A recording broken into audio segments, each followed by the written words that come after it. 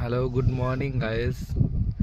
এই যে এগুলো জমিতে এক টাইম ছিল ধানে ধান, এখন সরষা চাষ করা হয়েছে।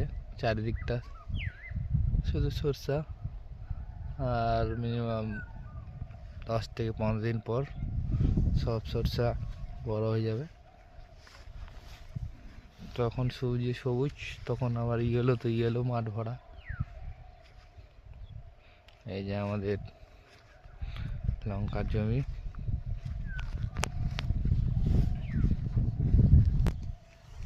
এই যে আমাদের লঙ্কার লাগানো আছে, চাষ করা।